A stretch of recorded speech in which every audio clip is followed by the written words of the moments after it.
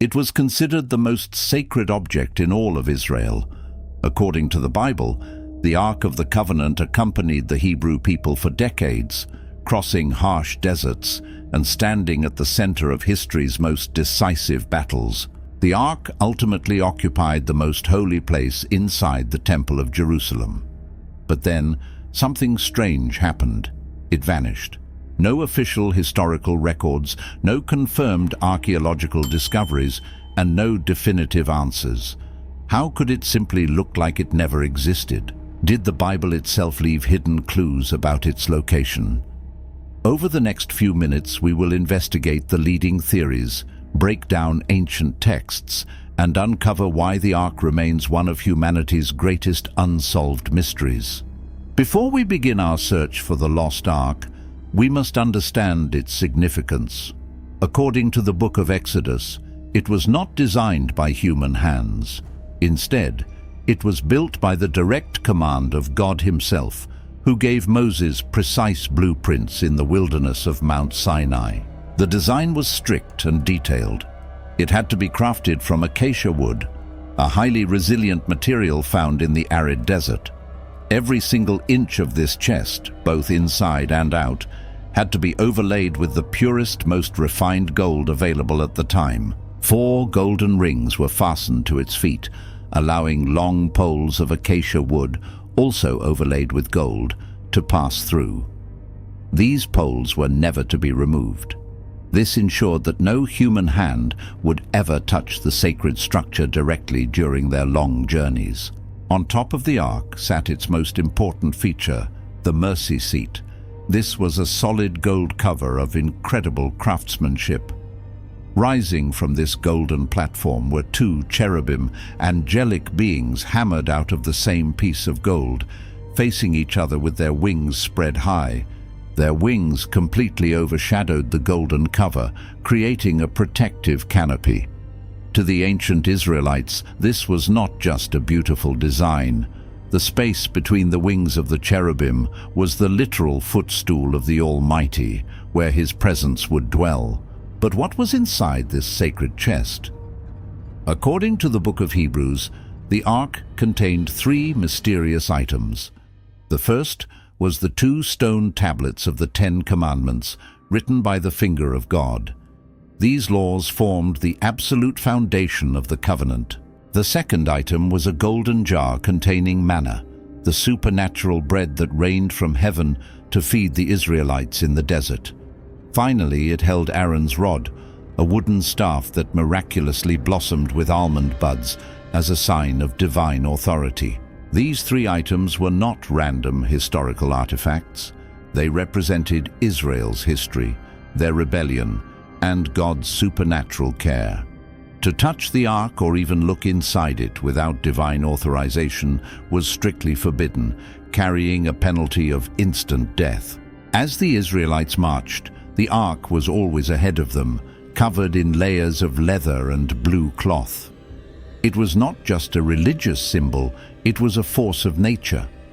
When the priests carried the Ark into the Jordan River, the raging waters instantly stopped flowing, drying up completely. When Israel surrounded the ancient, heavily fortified city of Jericho, the Ark was marched around the stone walls for 7 days.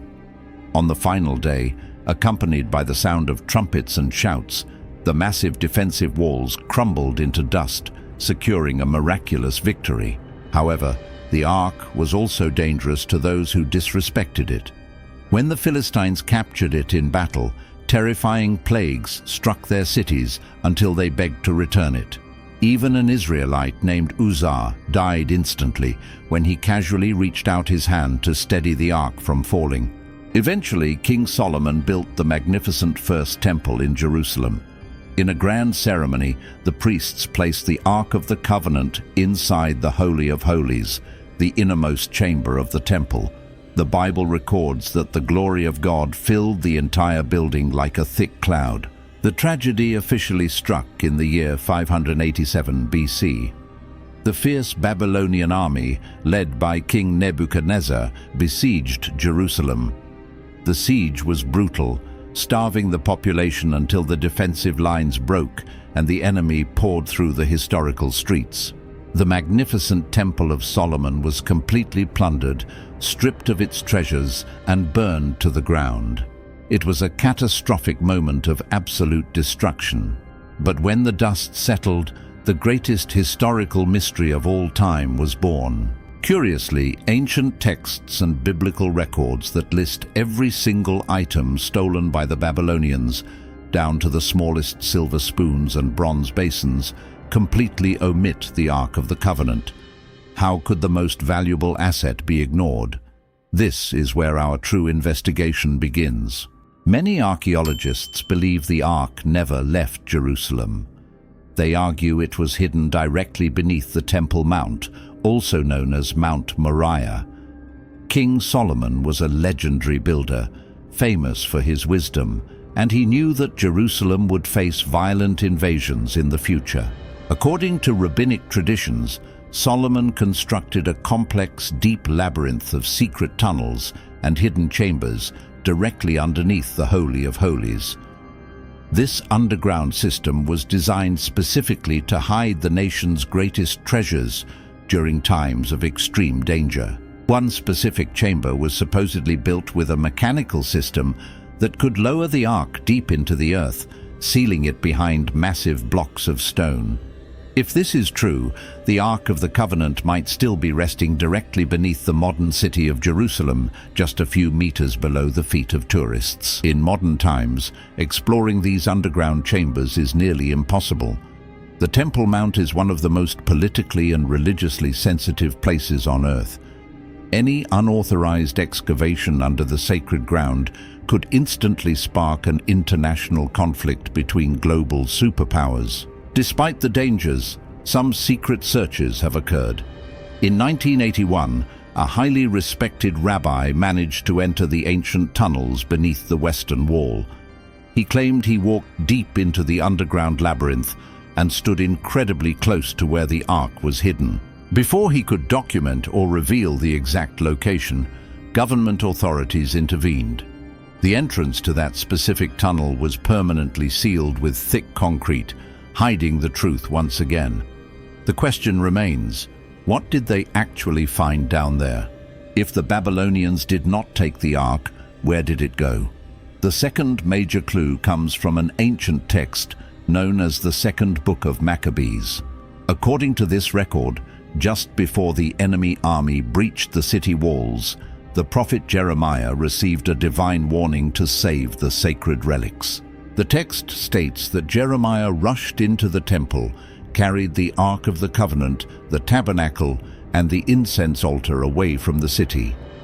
He traveled toward Mount Nebo, the exact mountain where Moses once stood to look at the promised land before his death. Jeremiah supposedly found a massive hidden cave on the mountain. He placed the Ark inside and completely sealed the entrance. When some of his followers tried to return later to mark the path, they could not find the location. Jeremiah told them the place must remain unknown until God gathers his people. While many look under the dust of Jerusalem, another massive theory points thousands of miles away to the ancient lands of Africa. The Ethiopian Orthodox Church makes a stunning claim that shocks historians.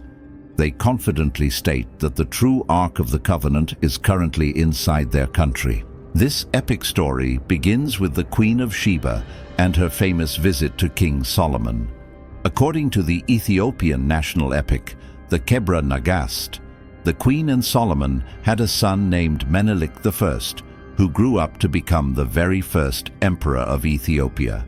When Menelik became a young man, he traveled to Jerusalem to visit his father. When he left the city to return home, a group of high priests secretly accompanied him, but they did not travel empty-handed. They took the real Ark of the Covenant with them, leaving a replica in the temple. Today, the Ethiopians claim the Ark rests inside the Chapel of the Tablet in the sacred city of Axum. It is kept under absolute maximum security. No historians, no scientists, and not even the president of the country are allowed to enter the room or look at the holy object. The only person allowed to see it is a single chosen monk known as the Guardian of the Ark. Once he is appointed to this position, he enters the chapel and can never leave its walls until the day he dies. He spends his entire life in darkness, praying and protecting the golden chest. Journalists who have spoken to these guardians report that many of them suffer from severe health issues, including blindness and eye damage. Believers argue this is caused by the intense, supernatural radiation coming directly from the divine object inside the room. Whether the Ark of the Covenant is resting in a secret tunnel beneath Jerusalem, hidden in a mountain cave, or protected by a lonely guardian monk in Ethiopia, one fact remains clear. Its absence has shaped the course of human history for more than 2.5 millennia.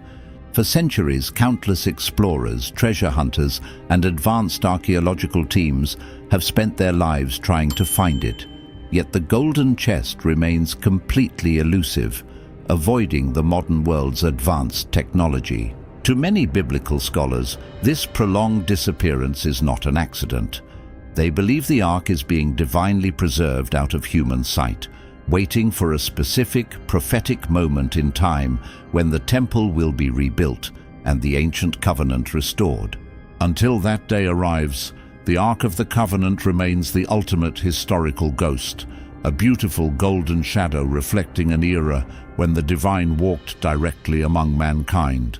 The clues are there, written in ancient stones and sacred texts. But the final answer is still waiting to be uncovered in the deep dust of time. Thank you for watching Bible History and Mysteries. Don't forget to like, subscribe, and share your thoughts in the comments below. See you next time.